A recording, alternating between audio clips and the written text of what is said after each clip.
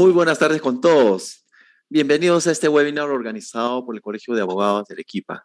Como siempre, reciban los saludos del decano de nuestra orden profesional, el doctor Alfredo Álvarez Díaz, y de su junta directiva. Hoy día tenemos un tema muy interesante en seguridad y salud del trabajo. Pero antes de empezar con este webinar, ustedes necesitan saber de unas indicaciones importantes que se les hará saber a continuación. Erika, buenas tardes. Muy buenas tardes, doctor Uriel. Doctor Henry, muy buenas tardes y bienvenido. Bienvenido Gracias. también a todos nuestros agremiados y la comunidad jurídica de Arequipa que nos acompaña el día de hoy a través de este enlace. Como siempre, agradecerles su participación y asistencia. Simplemente lo que queda indicarles es que no se olviden de registrar su participación a través del link de asistencia que les vamos a anclar en esta sala. Simplemente lo que deben hacer cuando aparezca el link que viene titulado como link de asistencia, hacerle clic. El sistema va a arrojarles un recuadro, un mensaje donde solamente tienen que digitar su número de DNI. Al digitar, luego tienen que hacerle clic en verificar, un rengloncito verde, hacerle clic y el sistema va a reconocer su participación arrojando un nuevo sistema donde indica marcar asistencia. Nuevamente le dan clic en marcar asistencia, el sistema reconoce su participación y finalmente les manda un mensaje donde dice asistencia registrada. Le dan OK y con eso ya está realizado su check-in de asistencia, ¿sí? Entonces ya con la información debida, igualmente hacerles hincapié que si durante la transmisión les surge alguna duda o pregunta para el expositor, formúlenla directamente en el chat, que al finalizar nosotros las plantearemos al expositor para que nos las pueda absorber. ¿Sí? Muchísimas gracias entonces. Adelante, doctor Uriel. Buenas tardes. Gracias, Erika. Bueno, como decía, este martes de miscelánea tenemos un tema muy interesante titulado Fiscalización del cumplimiento en seguridad y salud en el trabajo. Y estará a cargo de nuestro invitado del día de hoy, el doctor Henry José Carnero. El doctor Henry José Carnero es ingeniero industrial, es abogado colegiado con 32 años de experiencia en el sector industrial y minero, auditor en SIG, en ISO 45001, en IRCA, con formación en Derecho Laboral, en prevención de riesgos laborales, en seguridad y salud en el trabajo, integridad de ductos para transportes de concentrados, gestión de contratos y adquisiciones, control de proyectos, planes de continuidad del negocio en el sector minero. Es consultor, auditor y capacitador en SCT, árbitro y conciliador extrajudicial registrado ante el MIJO. Doctor José Henry Carnero, bienvenido a este webinar. Le cedemos el uso de la palabra. Muy buenas tardes con todos. Bueno, en realidad, gracias por la invitación.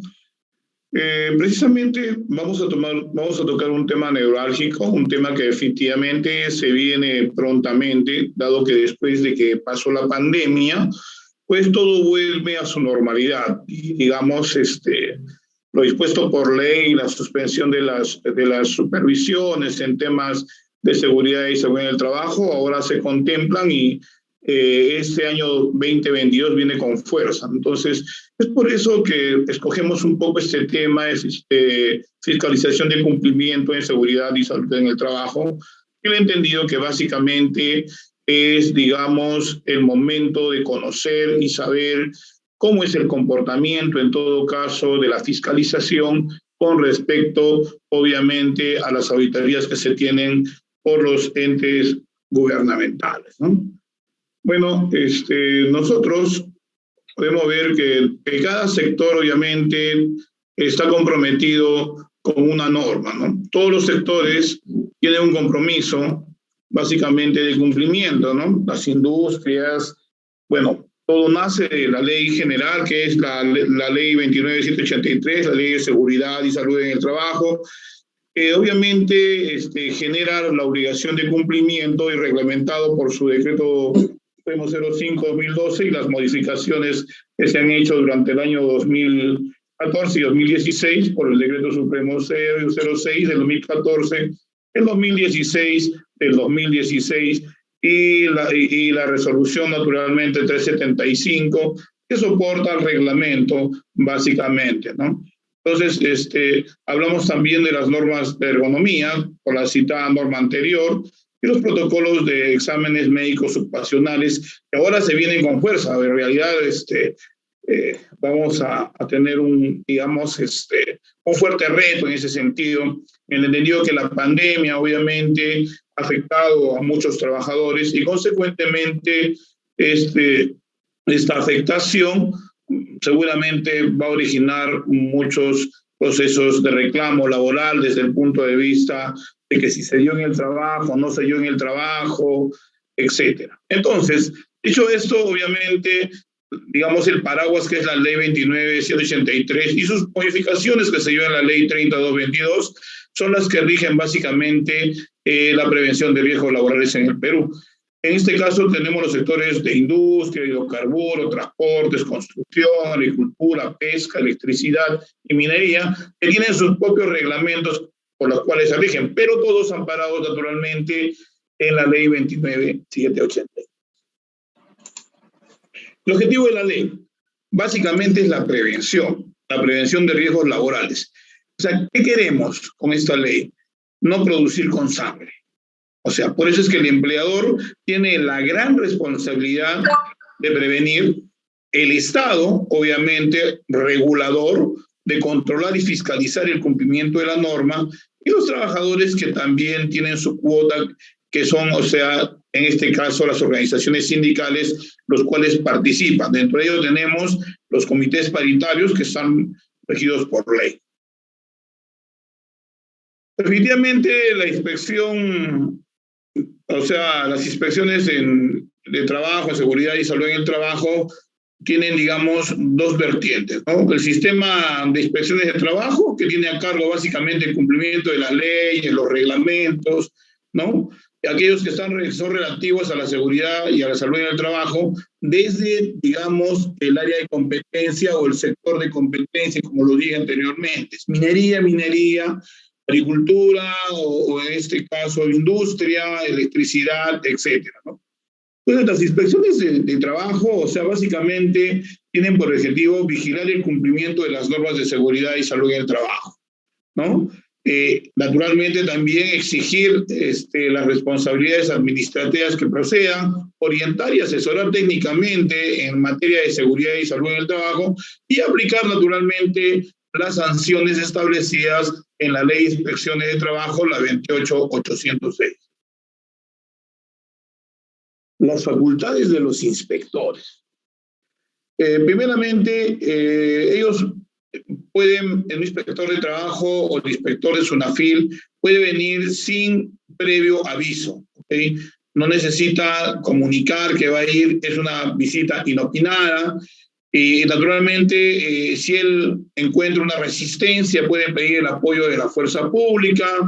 Él tiene la potestad para poder interrogar a los trabajadores de la empresa, ¿no? Y de igual manera también realiza las investigaciones. Obviamente puede haber una suerte de la investigación, determinar si algunas pruebas, algunas pericias, solicitar algunos exámenes, y las inspecciones naturalmente se hacen en el lugar de trabajo, no pueden, digamos, hacerse, vamos a suponer, hay varias, obviamente, sanciones que ha puesto a la autoridad y las cuales han sido apeladas ante el Tribunal de Trabajo, obviamente, ¿no? Entonces, y se han caído porque definitivamente han hecho, digamos, han tomado una parte de la planta como muestreo y se ha asociado, obviamente, que las mismas condiciones de inobservancia también están en las otras plantas, ¿no?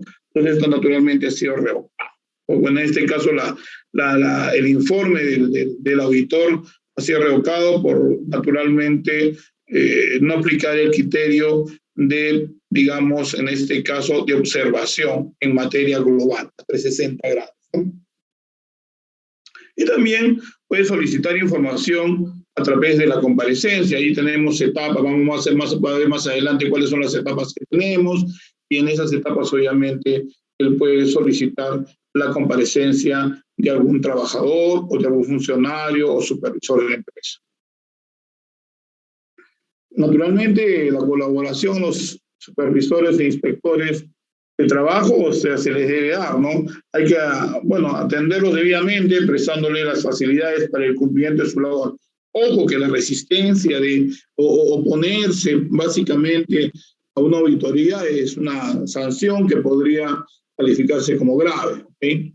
Acreditar la identidad de las personas siempre cuando viene el auditor, sí, bueno, yo soy el inspector fulano de tal, soy el ingeniero, soy el abogado, represento a tal institución, esta es mi credencial. ¿Quién es usted, señor? Bueno, yo soy el gerente de la empresa, yo soy el supervisor de seguridad, aquí está mi documento, mi fotocheck, mi documento para elaborar el acta, darle la formalidad legal, ¿ok? O sea, es válido pedirle naturalmente la identificación al personal, ¿no? Y la acreditación, naturalmente, de las personas que se encuentran en el centro de trabajo es muy importante. Colaborar con ocasión de las visitas u otras actuaciones inspectivas. También declarar sobre las cuestiones que tengan relación con las comprobaciones inspectivas. Vamos a suponer que de repente el auditor observa e indica que estos extintores obviamente están vencidos y consecuentemente hay un incumplimiento porque tiene que anualmente tener, digamos, una recarga o tiene que tener su checklist de inspección o posiblemente dentro de los tableros industriales, obviamente no se tienen de repente los bloqueos pertinentes y naturalmente frente a ello el inspector puede generar una observación, ¿no? Pero ¿qué pasa si de repente, bueno, era un solo tablero y no eran dos y consecuentemente va a atribuirle la responsabilidad de uno, lo que observa uno y asumir que en todos los tableros existe básicamente la misma observación? Entonces eso obviamente hay que en todo caso precisar.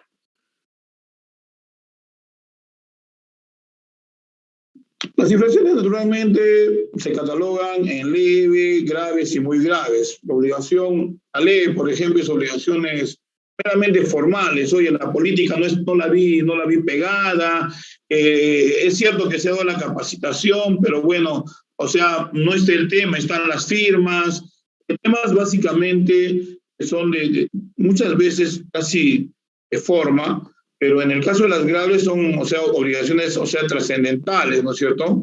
Hay un cumplimiento, digamos, de hechos recurrentes, ¿no? Y naturalmente acá también está considerada la obstrucción a la labor inspectiva, ¿no? Y la muy grave, naturalmente, la trascendencia, digamos, por el tema de la infracción que existe al incumplimiento de las normas de seguridad y a los derechos esenciales de los trabajadores, ¿no? Y los criterios básicamente que tenemos para las infracciones es la incidencia en el riesgo respecto a la vida y la integridad física de la salud. ¿Qué sucede? Muchas veces cuando se observan, digamos, en las condiciones de trabajo, recuerden que cada trabajador, y lo veo más adelante, pero lo cito acá, debe tener una descripción de puesto. En esa descripción de puesto debe tener sus responsabilidades, digamos, las competencias para en este caso, para la posición, si es un personal entrenado, los riesgos a los que están sometidos, ¿no? Pero ¿qué sucede? Viene el inspector de trabajo y de repente observa la descripción de puesto como una, digamos, sanción grave, ¿no? Y resulta que hay una reincidencia, ¿no? Entonces, obviamente, frente a esta reincidencia, digamos, esta podría pasar a tener un nivel mayor. Y o sea, el incumplimiento de las obligaciones esenciales, obviamente, que emana la ley, como por ejemplo los exámenes ocupacionales. En tiempos de pandemia, bueno, se dio la libertad de poder validar el examen ocupacional que tenía el trabajador en el 2019-2020, pero resulta que ahora ya no. Debe volver nuevamente a pasar sus exámenes ocupacionales. Recuerden que nuevamente estamos en un proceso progresivo, ¿no? Y vamos a llegar seguramente al fin de año con la obligación de formalizar naturalmente los MOAs que tienen los trabajadores, que obviamente es una exigencia que tiene la ley. Y la escala de multas normalmente es afectada, o sea, por la gravedad de la falta y el número de trabajadores, ¿no? Más adelante vamos a ver que hay empresas que tienen como 2.000 trabajadores, pues tienen una multa de hasta 280.000 soles. Pero hoy lo vamos a explicar, ¿ok? Y bueno, naturalmente las sanciones van muy graves y leves. Y naturalmente están cifradas a la unidad impositiva tributaria, ¿no? Que las graves son 200 unidades impositivas, las muy graves 100 y las leves 50. No quiere decir que van a poner las 200, a 100 a las 50, van a tener que utilizar un criterio de proporcionalidad y naturalmente ahí esta no puede exceder las 300 UITs. Como vemos en este cuadro, por ejemplo, acá tenemos un porcentaje, por decirlo, no leves, por ejemplo, de 1 a 10 trabajadores, el punto 23 de la UIT, ¿no? Graves, el 1.35, muy grave, y el doble al 2.5, básicamente, ¿no? Y así sucesivamente, cada empresa obviamente que tiene sus trabajadores, pero recuerden que normalmente la micro y pequeña empresa está pues en la primera escala, ¿no? Porque obviamente esas empresas normalmente tienen entre 4 o 5 trabajadores, en 10, las MIPE que entran dentro de 11 a 25 y algunas que crecen un poco más, pero las que están dentro del régimen general, que básicamente son empresas que ya tienen más de 25 personas, y ahí pueden ver, o sea, digamos, la proporción de aplicación, ¿no? Entre el criterio básicamente de la gravedad de la infracción por la cantidad de los trabajadores. Es una, digamos, una matriz que elabora la autoridad para la sanción. Por ejemplo, les decía, por ejemplo, que en esta empresa, no voy a decir el nombre, es un supermercado, hay varios, esta empresa fue sancionada con 380.000 soles, ¿cierto? Con una infracción muy grave, ¿no? Y la cadena de estos supermercados tenía 2.369 trabajadores. Los dejo a su imaginación. Dice, no adoptar las medidas preventivas aplicables a las condiciones de trabajo, de lo que derive un riesgo grave, inminente a la seguridad de los trabajadores. ¿Qué pasó acá? Lo que pasó acá es que cuando vino la autoridad, lo primero que fue pedir es el registro de capacitación de los operadores de los montacargas. Estos operadores definitivamente no tendrían curso de capacitación. Lo que habían tenido es un entrenamiento de un, digamos, instructor y naturalmente con eso se validó. Pero ¿qué pasaba? Que este montacarga era operado por el almacenero, por el supervisor y por la gente de limpieza. Entonces, cuando se solicitó la descripción de puestos, digamos, del personal, se determinó que básicamente ninguno de los trabajadores tenía dentro de las digamos, responsabilidades que tenía era la operación de este montacarga. Y cuando se fue a ver el tema del entrenamiento, pues un instructor simplemente dio la charla y firmaron una hojita de registro de capacitación, como la charla de 5 minutos que normalmente se tiene. Eso es una falta grave, es muy grave, porque en el caso de ocurrir un accidente, definitivamente esto va a llevar a que el trabajador y su familia obviamente puedan tomar algunas acciones legales que no necesariamente va a ser la sanción administrativa, sino se van a ir naturalmente a hacer la demanda pertinente, ¿no? En este segundo supermercado se tuvo una multa de 190.000 soles, igual también 2.485 trabajadores, y para este caso más bien no cumplió con la formación de información suficiente y adecuada acerca de los riesgos del puesto de trabajo. Un tema similar, pero en este caso, ¿qué pasó? Tenía un área básicamente de venta de electrodomésticos, ¿no? Y normalmente utilizaban las estopas, que son unos carritos que suben, por ejemplo, un frigidero jalas, ¿no? Y lo subían directamente a los camiones, pero no solamente eso, sino que también no contaban, digamos, con digamos, la matriz de identificación de riesgos, ¿no? No contaba con el IPC y no estaban las evaluaciones naturalmente de riesgo existentes. Consecuentemente, no tenían la descripción de puesto, no tenían el IPC. Tenían un básico que no representaba, obviamente, las condiciones de riesgo al puesto de trabajo. Tenían problemas de ergonomía. Ahí se tenían problemas, incluso hasta de estrés, porque resulta que vendedor, almacenero y la gente que promocionaba ayudaba a meter cada uno de estos productos que se vendía y en algunos casos, obviamente, según se investigaron que tenían una recurrencia de personal con problemas de lumbalgia y habían tenido 2 trabajadores que habían tenido, obviamente, una fractura, uno de ellos, y esguinces, ¿no? Entonces, eso se determina y naturalmente le colocan esta. En otro supermercado, por no contar con el comedor y vestuarios, a favor de los trabajadores. ¿Qué pasaba acá, no? Este supermercado llegaba la hora de ingreso y la gente entraba, hacía la cola en el baño para poderse cambiar. Tenían únicamente 2 baños y la gente entraba a cambiarse y obviamente no tenía un vestuario, no tenía un lugar seguro, un locker para colocar sus cosas, y eso naturalmente por condiciones de seguridad y por cuestiones de salud es necesario tenerlo, ¿no?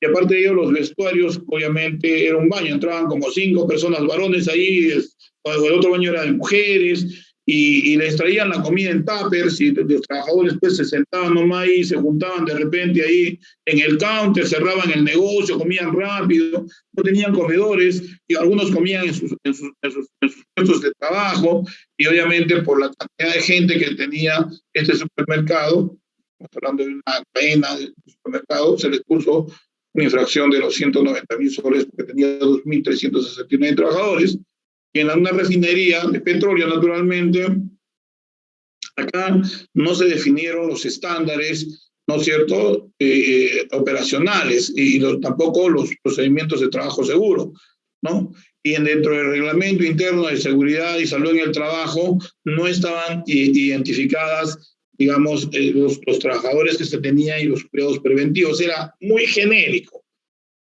Ergonomía, usar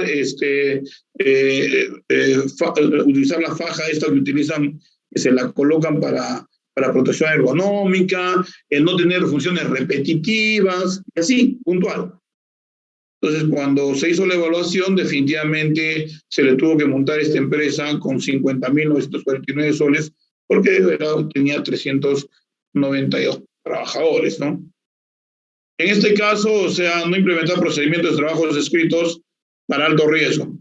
En esta empresa, obviamente, no tenían el procedimiento para trabajos en altura definido correctamente, para trabajos en caliente y espacios confinados, ¿no? Y en la otra minera, naturalmente, cuando hablamos de minería, no estamos hablando de empresas mineras. En este caso fue una empresa que trabaja para actividad minera, una contratista. ¿Ok? Bueno, igual, por ejemplo, acá tenemos una multa que se tuvo de 3 UITs por los planes y programas. Ustedes saben que la norma exige de que se debe elaborar los planes y programas, ¿no? El plan de seguridad y la programación anual, de qué es lo que van a hacer en este año 2022, y no tenían listado, en todo caso, el programa de actividades para el año, y obviamente tuvo un accidente y ahí se arrestó un trabajador, y como consecuencia de ese accidente, cuando se hace la auditoría, obviamente se detecta que los planes y programas, eran fallidos, ¿no? En este caso también otra empresa que no contaba con el plan de seguridad conforme a ley, simplemente tenían un plan que decía capacitación según la evaluación de riesgos, no tuvieron su línea base. Es decir, recuerden que siempre hay que hacer una línea base, y sobre esa línea base, obviamente, vamos a ver en el horizonte del tiempo qué actividades se van a programar y qué es en este año, qué en el siguiente año, o cuáles son los de mayor importancia de acuerdo a la competencia de riesgo, porque hay que cerrar las brechas, ¿no? En este caso, por ejemplo, en el 2014 estuvo fuerte la multa, obviamente no contaban con los procedimientos de trabajo para actividades de alto riesgo. Igual, trabajos en altura, espacios confinados, trabajos en caliente, trabajos eléctricos a mediana y baja tensión, y por eso de esa manera se colocaron las multas pertinentes, ¿no? Digamos, la sanción administrativa. Y vamos a citar acá algunos, porque obviamente hay un montón acá para citar, pero por ejemplo, en este caso, la empresa la cual fue multada por 1.140 soles, una empresa no acreditó contar con documentos referidos a los planes y programas. Si se dan cuenta, caseritos con planes y programas. No acreditó contar con un reglamento interno de seguridad y salud en el trabajo. Me detengo acá. Las empresas, naturalmente, que tienen menos de 20 trabajadores, no tienen la obligación de tener un reglamento de seguridad y salud en el trabajo. Pero hay empresas que sí pasan esa cantidad de personal y no tienen el reglamento. Ni siquiera tienen conformado el comité paritario. O sea, ni siquiera se reunieron y eligieron. Entonces, obviamente, cuando eso se observa, cuando eso observa, en este caso el inspector, el auditor, obviamente va a acusar una no conformidad. ¿Okay? Acá no acreditó haber brindado la debida formación, información sobre seguridad y salud del trabajo a los trabajadores accidentados. En este caso, ¿okay?, hubo un accidente de trabajo donde esto fue, me parece, una empresa de construcción, ya que de pronto hicieron una zanja, ya, y la zanja, de acuerdo a la norma G50, no tenía los paneles de entibiamiento y tampoco se abría a los trabajadores, se les había naturalmente leído el procedimiento para este tipo de trabajo, y al no poner el entibiamiento y al no hacer una evaluación de riesgos, sucedió un accidente. Esos trabajadores quedaron, o sea, no enterrados, pero sí atrapados. ¿Ok? ¿Por qué? Porque obviamente ahí básicamente no se cumplió el numeral 2.10 del artículo 28, básicamente, de la ley de 29.783, a pesar de que la G50 es una norma orientada a la construcción, también lo obligaba, ¿no? No acreditó contar con un comité de seguridad y salud en el trabajo. Lo que les di hace un momento, más de 20 trabajadores, 21 trabajadores, el comité de seguridad, pero naturalmente dice el comité paritario. ¿Qué es el comité paritario? Es la elección. Vamos a decir, hay representantes de los trabajadores y representantes de la empresa. ¿Por qué se llama paritario? Porque tienen la misma cantidad. Y normalmente, en el caso de algunas empresas, el sindicato promueve a que se haga el comité paritario, pero hay centros de trabajo que no tienen pues sindicato y naturalmente tampoco pueden formarlo, ¿no? Entonces cae el vacío y el empleador naturalmente abusa de esa condición. Sin embargo, vamos a hablar de las empresas o microempresas que tienen menos de 20 trabajadores. Dentro de ellos tienen que elegir a un supervisor de seguridad y el gerente obviamente debe acreditar bajo un memorándum a este supervisor de seguridad y tiene la obligación el empleador de capacitarlo en seguridad y salud en el trabajo, porque ese compañero definitivamente va a ser el que un poco va a supervisar y va a dar las contribuciones para los cambios que se puedan dar en condiciones naturalmente de prevención. No acreditó contar con un registro de accidentes de trabajo. Por ejemplo, muchas empresas ocultan los accidentes de trabajo y hacen que el trabajador lo conminan a que vaya a un hospital y diga, bueno, porque cuando uno va a un hospital o una clínica le dicen, tengo una inflamación en el pie o una fractura. ¿Dónde se ha hecho eso? ¿Es accidente de trabajo o accidente común? No, es un accidente común. Lo ingresan como común. Pero resulta que después de que ya pasó, la amistad entre el compadrazgo, entre, digamos, en este caso el gerente, el supervisor o el jefe del área y todo lo demás, recién sale a renunciar. Yo tuve un accidente de trabajo en esa oportunidad. A mí me obligaron a reportarlo, naturalmente, como un accidente común. Ahí sí tiene que desarrollar una investigación. Pero ¿qué sucede? De que mucha gente oculta. En otra oportunidad de repente les voy a mostrar unas estadísticas que definitivamente preocupan mucho. Bueno, por ejemplo, acá, en otra sanción se dio por no garantizar la oportuna y apropiada formación y capacitación y entrenamiento en seguridad y salud del trabajo en los puestos de trabajo, funciones específicas que desempeñaba el trabajador afectado al momento del accidente. ¿Qué pasó acá? Estas empresas que venden madera, ¿ok? ¿Qué sucede? Que el maestro era el que cortaba, digamos, en este caso, en esta máquina de cortar madera, sierra circular creo que se llama. Entonces, y tenían otra cepilladora, ¿no? ¿Y qué pasó? De que el muchacho fue a cortar la madera y tenía que utilizar un producto químico para poder hacerle un preparativo de base, ¿no? Resulta que ahí nosotros normalmente entendemos las fichas técnicas de seguridad de los productos, obviamente químicos. Si yo utilizo 5 productos, tengo que tener 5 fichas porque cada uno de esos productos me indica en su ficha de seguridad cómo debo intervenir inmediatamente. ¿Sí? Primeramente, no se le explicó el procedimiento. Después de cortar la madera, primeramente, el trabajador no había sido entrenado para operar esa sierra circular. Ahora ustedes dirán, oye, pero acá todo el mundo cuando tiene un aserradero, pues, ¿sabes cortar madera? Entra, ¿no? Sí, pero cuando ocurre el accidente, obviamente, ahí sí es donde salta, digamos, este tema. ¿A usted lo capacitaron? No. La máquina, ¿cuándo ha sido el último mantenimiento de la máquina? Bueno, no sé, no recuerdo. Creo que el de mantenimiento lo hizo.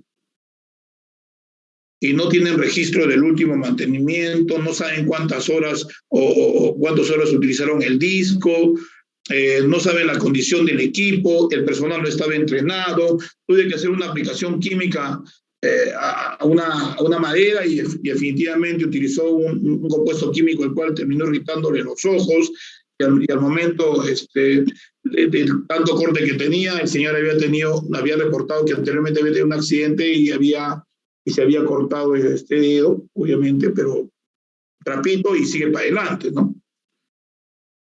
No contar con procedimientos de trabajo específicos para la labor desarrollada ¿no? Por el trabajador, afectando al momento del accidente de trabajo. Cuando normalmente esto ocurre, porque recuerden, en todo centro de trabajo, los procedimientos de trabajo seguro deben desarrollarse. Todas las actividades de minería, de industria, de construcción, ¿ok? E incluso hasta los trabajos que se desarrollan en la oficina. ¿Ok? Procedimientos que se tienen que tener ahí. Por ejemplo, ¿cuántos trabajamos en la oficina y sabemos que muchos de nosotros no apaga el supresor de pico o no apaga el estabilizador y lo deja prendido? ¿Cuántos dejan su máquina prendida y simplemente cierran su tapa y se van? ¿Cuántos al momento de repente de guardar en su cajón, de repente, no sé, dejan el perfume y tienen hay una estufa eléctrica? ¿Cuántos al momento de repente de transitar jalan el archivador, lo dejan abierto, ¿no? Y viendo el que está al costado se tropieza, se golpea? Por ejemplo, el tema de paso a desnivel, ¿no? O sea, que no advierten. Hay muchas oficinas, obviamente tienen vidrio y no tienen, por ejemplo, la señalización como para que la persona, pues, vea una señalética y no se pase por el vidrio, ¿no? Muchos nos ha pasado de ello, ¿no? Entonces, el tema de señalización, el tema de procedimientos, necesariamente es importante para ello. Por ejemplo, hay muchos que en su oficina tienen su tetera al costado enchufada, obviamente, al tomacorriente de la computadora, ¿no? Eso no puede ser, porque naturalmente es una resistencia mayor. Deberías tener conectado este hervidor en algún lugar seguro, o muchas veces en muchas empresas se tienen microondas y se conecta pues donde se tiene de repente un tomacorriente el cual no está diseñado para ello, ¿no? Entonces muchas cosas de esas generan incendios, electrocución, ¿no? Y de repente este tema de los procedimientos, por ejemplo, no contar con un hervidor en la oficina. Todos los equipos al momento después de utilizar la jornada, apagarlos, apagar el estabilizador, apagar el supresor de pico, apagar la máquina, ¿no? No utilizar el microondas, para eso existe otra área. Y el tema ergonómico, por ejemplo, bueno, muchos, si hablamos de ergonomía nos vamos a cansar, porque obviamente la ergonomía hay N razones ahí que poder discutir, ¿no? Pero el incumplimiento de todo ello definitivamente es causal de una sanción. Por ejemplo, no acreditar la entrega de equipos de protección personal. Me pongo a leer todo, nos vamos a... Acá tienen algunos ejemplos para que ustedes van a poderlos observar. Naturalmente voy a tomar algunos que obviamente puedan ser casuísticos, por decirlo así, ¿no? Normalmente el equipo de protección personal se tiene que entregar y para eso se dice, bueno, si yo utilizo guantes y los guantes los tengo que utilizar según mi puesto de trabajo, los tengo que renovar diario, pues los tengo que renovar diario. Pero ¿quién es el que va a indicar que se renueva diario? El supervisor de seguridad.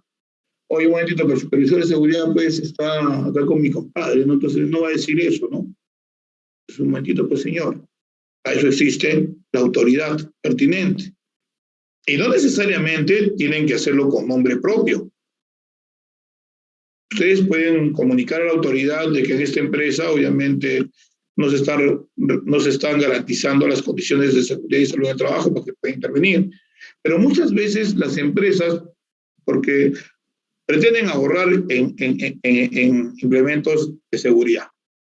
No te doy tus guantes o te doy tus botas, son para 3 años, no es para 2. Pues, sin embargo, al segundo año, al primer año ya se está despegando, ¿no? Entonces, el trabajador tiene que llevar su zapatito al zapatero para que se lo arregle. Eso está mal, señores. Y los empresarios tienen que entender que básicamente existe un costo oculto. ¿Qué ocurre cuando hay un accidente de trabajo? Cuando a una persona le cae una plancha, le amputa el pie, cuando una persona se golpea la cabeza con una viga, cuando una persona se cae y resbala y termina lisiada. ¿Cuánto costaba colocar una señalización? ¿Cuánto costaba cambiarle los zapatos? ¿Cuánto costaba ponerle el casco? ¿Y cuánto cuesta? Un accidente de trabajo debe paralizar el trabajo primeramente, ¿no es cierto? Y debe tener una sanción, porque la autoridad tiene que venir a investigar y determinar cuál es la causa. ¿Por qué no se le entrega el equipo de protección personal? Y normalmente, muchos de los trabajadores lo que hacen es simplemente decir, Juanito, fírmate, pues, tenemos mañana una auditoría, llénate el ETP, ponle X a todo y firma. No, señor. Si usted tiene una matriz, no puede ponerle, normalmente, ¿qué hacen? Zapatos, lentes, casco, uniforme, chaleco, firma acá al final. Esa planilla no vale. Lo que vale es en la planilla, zapatos, firma el trabajador. Lentes, firma el trabajador. Casco, firma el trabajador. Pero debajo está la fecha, porque la trazabilidad que hace la autoridad es con la fecha. Entonces, muchas empresas cometen el error y sí les entregan el equipo de protección personal, pero si el ingeniero de seguridad le pone X y firma acá. Esa X no significa que se le ha entregado, no es, digamos, una prueba de que el trabajador recibe el equipo de protección personal. Debe firmar en cada recuadro con la fecha que le entregaron. Y así se hace la trazabilidad.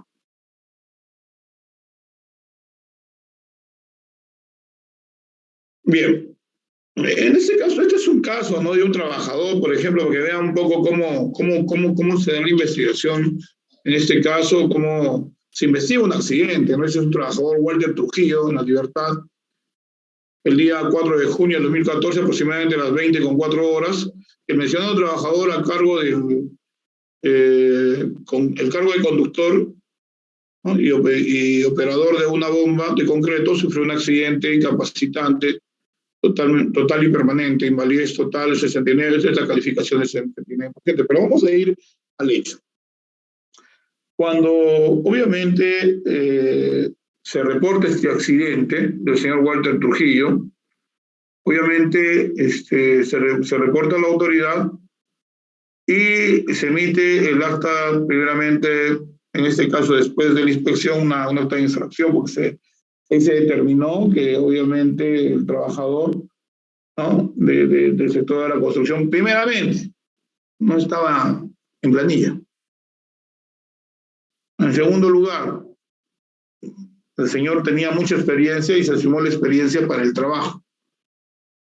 El entrenamiento no lo tenía. Las actuaciones de investigación, la visita de inspección, se dio el 30 de noviembre.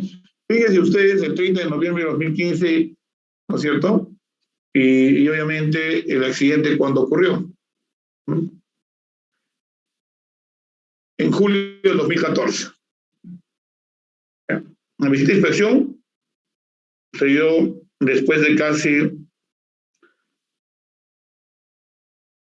más o menos casi 4 meses, ¿no? Entonces luego de ahí se dio la comparecencia al mes siguiente, ¿no? Aún se tuvo nuevamente otra audiencia de comparecencia del 11 de noviembre, el 30 al 11 de noviembre, audiencias intermedias, ¿no? La visita de inspección se dio el 21 de diciembre, la comparecencia se dio sobre el tema, obviamente, pues sobre el acta levantada en su oportunidad el 21 de diciembre, se dio nuevamente la comparecencia el 6 de enero, nuevamente se hizo otra visita el 11 de enero, y la verificación de requerimientos se hizo nuevamente 2 días después. Pues esto lo muestro para que ustedes se den cuenta cómo funciona nuestro sistema, digamos, de inspecciones, en este caso de la autoridad competente. No voy a hablar de órganos pertinentes.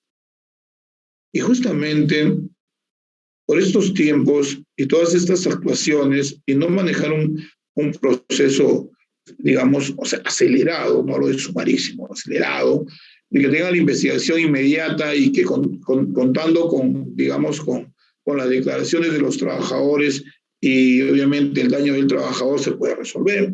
Es demasiado lenta. Dentro del marco legal, por ejemplo, aquí se identificó el registro de inducción y capacitación y entrenamiento, simulacros de emergencia. El personal no tenía ni siquiera una brigada de respuesta a emergencias, el personal no supo qué hacer en el momento de la actuación. Y obviamente el empleador no acreditó el reglamento interno de trabajo, de seguridad y salud en el trabajo. Naturalmente, lo dispuesto en el artículo 74 del reglamento, el empleador no cumplió con respecto a los estándares de seguridad y salud del trabajo para la operación de servicios y actividades conexas. Pues el trabajador no estaba ni capacitado, ni tenía la descripción de puesto que exige la norma pertinente para ello, ¿no? Luego también, o sea, la omisión al artículo 75 del reglamento, ¿no? Que dice el trabajador debe poner en conocimiento a todos los, el empleador debe poner en conocimiento a todos los trabajadores mediante medio físico o digital, bajo cargo del reglamento interno de seguridad y salud del trabajo. En esa oportunidad no tenía reglamento, acá estaba, pero ¿qué vas? No solamente vale con que tú tengas el reglamento, tiene que haber la difusión y tiene que haber un registro. No existía. Naturalmente, el empleador no acreditó formación, lo que les decía, o información sobre seguridad y salud en el trabajo.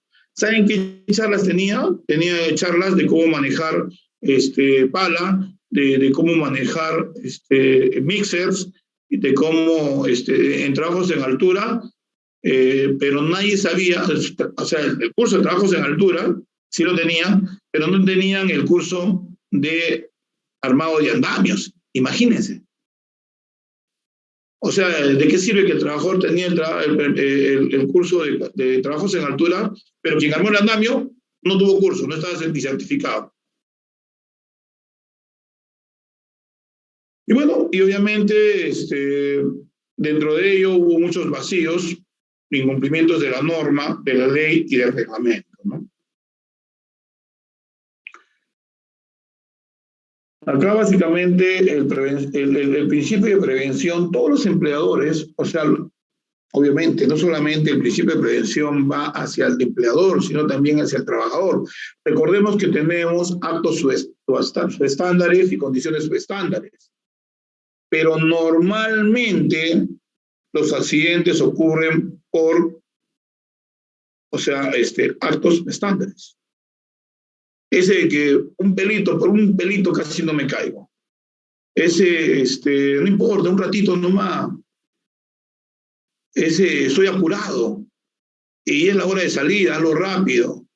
Los accidentes de trabajo normalmente, en casi un 90% y un poco más, están asociados a a la actitud del trabajador.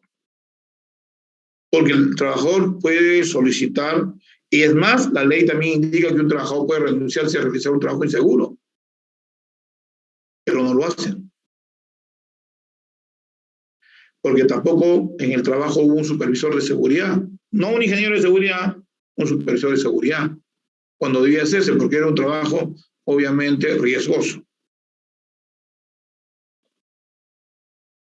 Bueno, esto básicamente es el acta de la autoridad, lo voy a pasar rápido porque no quiero que lo vean, si no se van a dar cuenta de dónde es. Ok, entonces, a las sanciones, para entenderlas. La política de seguridad y salud del trabajo, no tenerla visible, muy grave. Los objetivos en seguridad y salud del trabajo es grave, no están identificados. El diagnóstico de línea base que les decía es grave. La matriz de identificación de peligros y evaluación de riesgos, ¿no? Y medidas de control visible es grave. El mapa de riesgos es leve. Así lo cataloga la norma, o en todo caso, digamos, el criterio sancionador. El reglamento interno de seguridad y salud del trabajo es grave, es muy grave. El programa anual de actividades en seguridad y salud del trabajo es grave. ¿Cuántas empresas dan las 4 capacitaciones? Capacitaciones, señores. No es que traigan al proveedor de seguros y le dicen una charlita de media hora y ya está. El plan anual de capacitación es grave. La planificación de las actividades preventivas, de las actividades preventivas es grave. Los registros de seguridad y salud en el trabajo, se recomienda tener procedimientos para revisión de registros. Los procedimientos se revisan anualmente y tiene que haber la revisión de versión. Y en la parte del procedimiento hay una parte donde dice revisión periodo, ustedes pueden ponerle ahí un manejo de cambio del procedimiento y en el año 2022 se ha leído el procedimiento y de repente se ha sugerido el cambio. Hemos identificado un riesgo, hay que incrementarlo, hay que colocarlo ahí. La mejora continua, que nosotros todos en este caso conocemos, ingenieros, abogados y todo, ¿no? Todos los cursos ahora se da el tema de la mejora continua, ¿no? El acta de instalación, ¿no? Para el Comité de Seguridad de Salud del Trabajo, Comité Paritario, las células de votación de los representantes.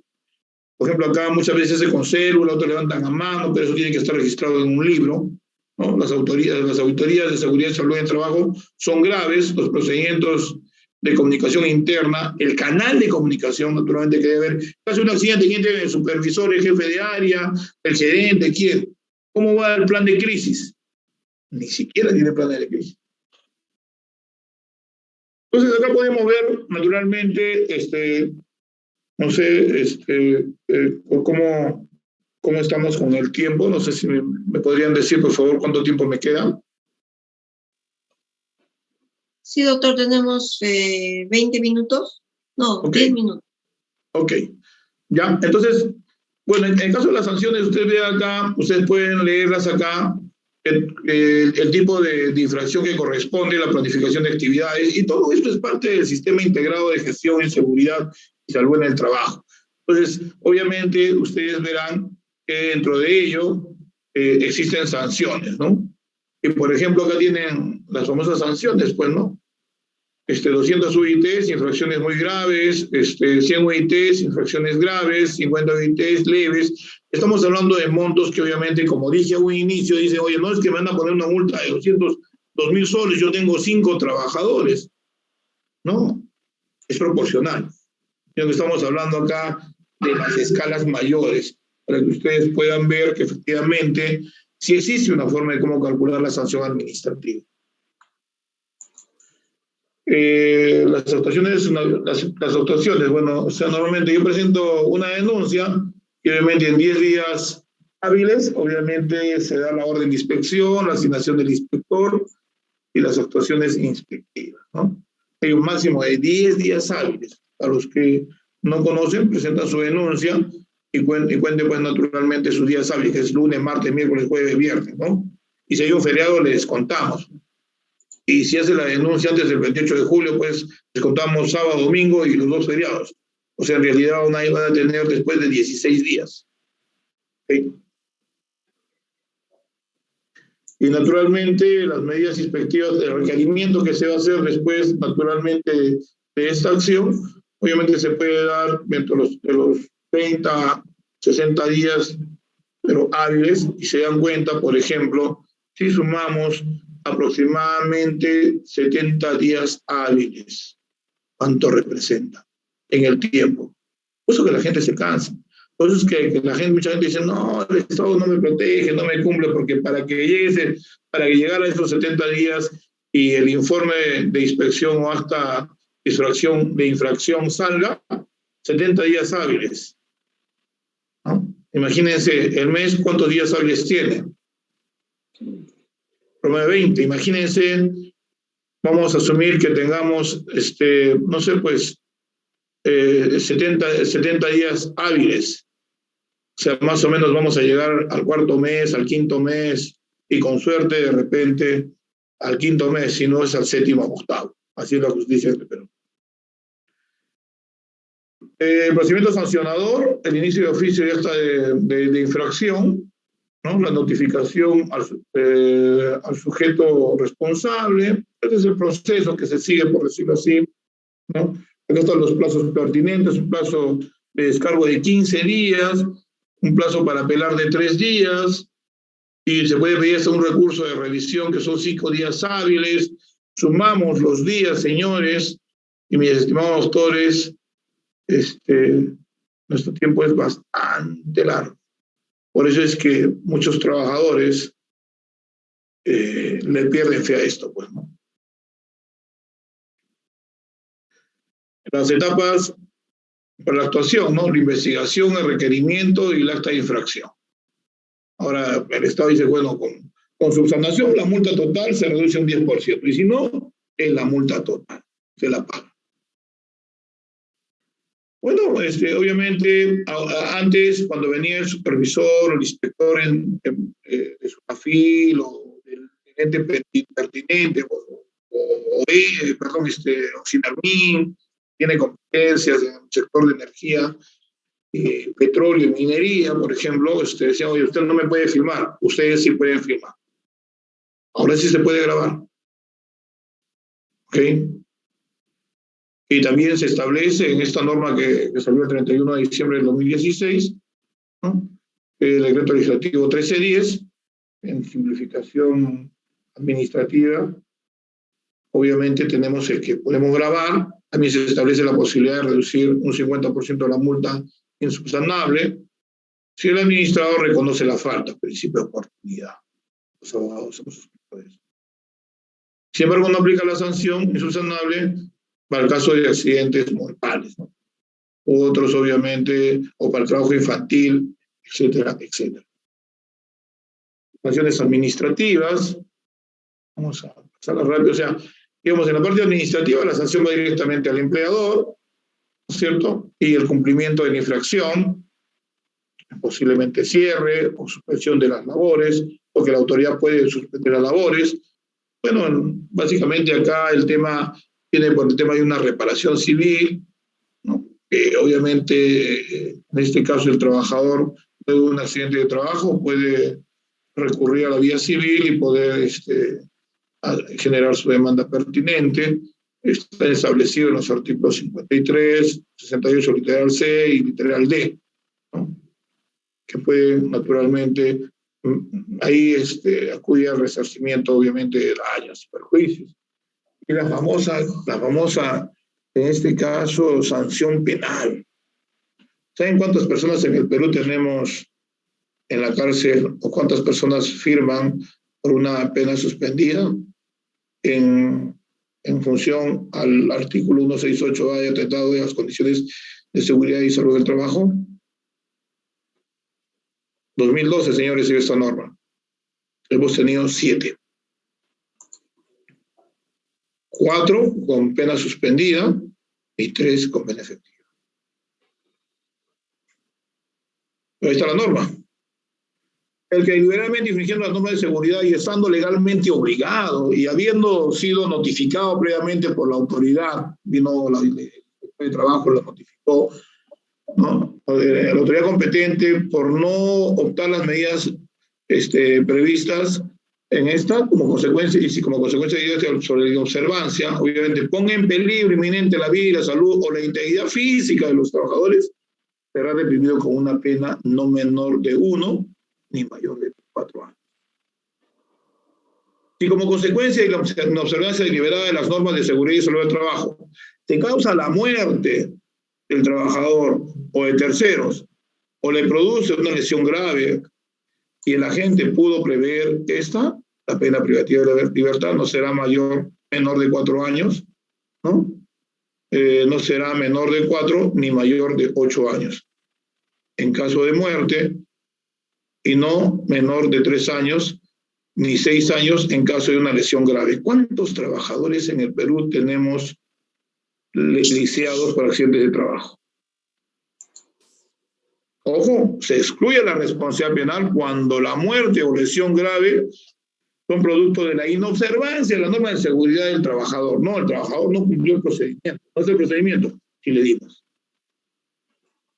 ¿Y dónde se registró la capacitación del procedimiento? Entonces, como pueden ver ustedes, definitivamente, estas son las sanciones administrativas, la responsabilidad por daños y perjuicios naturalmente es una indemnización y obviamente resumen de la parte penal, ¿cierto? Entonces, básicamente ya esto es lo que hemos estado hablando, señores, y acá concluyo con esta exposición sobre el tema de fiscalización en seguridad y salud del trabajo. Muchas gracias. Al contrario, muchísimas gracias a usted, doctor Henry. Vamos a pasar entonces a nuestra secuencia de preguntas. No sé si ya tenemos alguna. Ingeniero, ¿me ayuda con las preguntas, por favor? Creo que les damos 5 minutitos, doctor, para que vayan formulando las preguntas, ¿le parece? Okay. ¿Le podemos robar 5 minutos? Sí. Perfecto.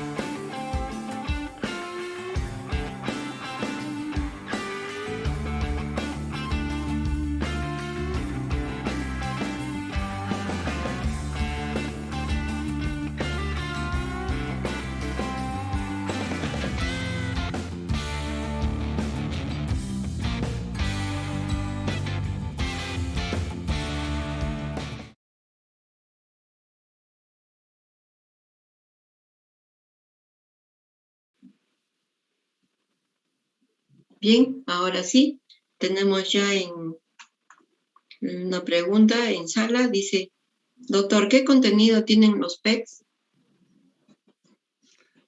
Ya, los PET son los procedimientos escritos de trabajo seguro. PETs son documentos auditados por la autoridad.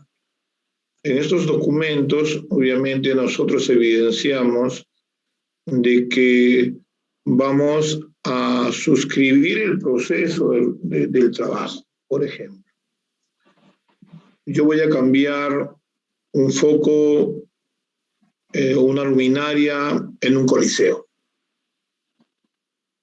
Primeramente, ¿cuál es el objeto o cuál es el objetivo? Cambiar la luminaria, ¿no es cierto? ¿Y qué establece para eso? ¿Qué personal debo tener? Un personal entrenado para que pueda hacer trabajos en altura. Seguramente voy a utilizar un manlift. Si tuviera un manlift, si tengo un manlift, que es un vehículo que asciende a la persona y la lleva hacia la parte superior, tengo el operador del manlift, tengo el equipo del manlift, y si no es así, voy a tener que armar un andamio, no construir un andamio. Entonces, primeramente, ¿cuál es el objeto del trabajo? Los participantes, el equipo de protección personal necesario. Si vamos a cambiar este foco, obviamente, vamos a decirlo así, en un coliseo, pues nosotros debemos primeramente considerar que ahí tienes, aparte del equipo de protección personal, que es la ropa, el casco, la línea de vida, ¿no es cierto?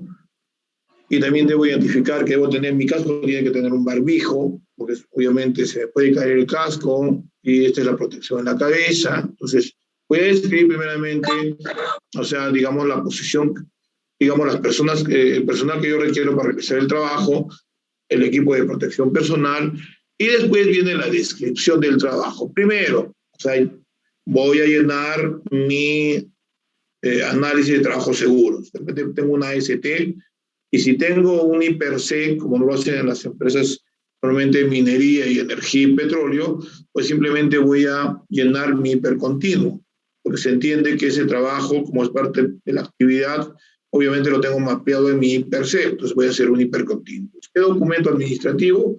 Va a ser el IPER. Después del IPER evaluar los riesgos, yo voy a posesionar, si utilizo andamio, voy a posesionar el andamio, voy a armar el andamio, pero el andamio tiene que armar una persona certificada. Y quien va a cambiar ese foco tiene que ser una persona entrenada para hacer trabajos en altura. Hay mucha gente que sube 5 metros, 8 metros, que tiene pánico, y de repente a una altura de un coliseo que es aproximadamente 15 metros o un poco menos, de repente es peor. Entonces, primeramente tengo personal entrenado para ello. Sacar, digamos, estacionar el manlift, posesionarlo en el equipo, que el personal que va a hacer el trabajo tenga el equipo de protección personal, luego izar el manlift, retirar la bombilla o la luminaria, ¿no es cierto? Colocar la nueva luminaria, ¿no? Engancharse previamente, de la luminaria, engancharse en un lugar seguro, si utilizo andamio. Pero si es el manlift en el canastillo, tiene que estar descrito todo el procedimiento que va a hacer la persona para cambiar esa luminaria, tiene que estar descrito ahí. Y naturalmente identificar los riesgos, riesgo de caída, riesgo de trabajo en altura, caída de desnivel, etcétera, etcétera, etcétera. Entonces, en el PET lo único que se tiene es la descripción de los pasos de trabajo, se identifica la actividad, el objetivo de la actividad, y se describe obviamente las competencias del personal que va a hacer el trabajo y el equipo de protección personal que debe tener. Ese es el PET. Muy amable, doctor, por su respuesta. Así también tenemos la pregunta de Harris Pari Espinosa. Dice, si una entidad pública no tiene un reglamento interno de trabajo y ocurre un accidente de trabajo, ¿le alcanza responsabilidad alguna? La responsabilidad es del supervisor. Ahí en las instituciones públicas, obviamente, no sé en qué actividad de repente ocurre el accidente, pero normalmente vamos a hablar de casos de limpieza pública, por ejemplo. Ahí hay un supervisor. Y normalmente, y las instituciones públicas, por lo que tengo entendido, ya tienen sus comités paritarios y consecuentemente tienen un supervisor de seguridad.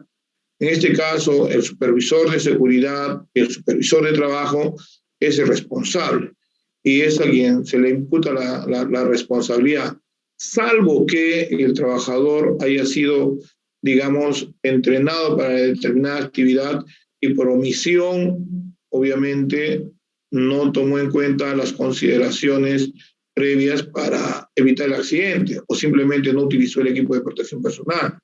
Pues en esos casos donde obviamente se observa digamos, la actitud del trabajador, bueno, podría ser imputar el trabajo, pero si no, es el supervisor.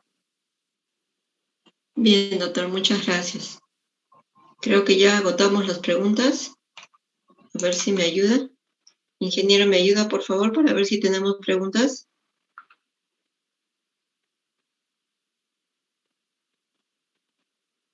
Bien, doctor, agotamos nuestras preguntas. No nos queda más que agradecerle su participación el día de hoy, como siempre, compartiendo con todos nosotros sus conocimientos y experiencias. Muchísimas gracias en nombre del Colegio de Abogados y en nombre de nuestro decano. Ojalá contemos con usted en una próxima oportunidad. Gracias, muy amable. Buenas noches. Vale, doctora, a usted.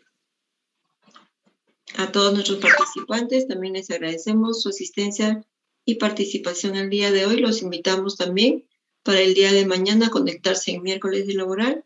Tenemos un tema muy importante como es me olvidé el nombre, perdón. Ay, déjeme ver, a ver. El cálculo de beneficios laborales en la segunda parte con la doctora Diana Seminario, ¿sí? Entonces mañana, por favor, nos conectamos 5:30. Muchísimas gracias y muy buenas tardes. Gracias, ingeniero.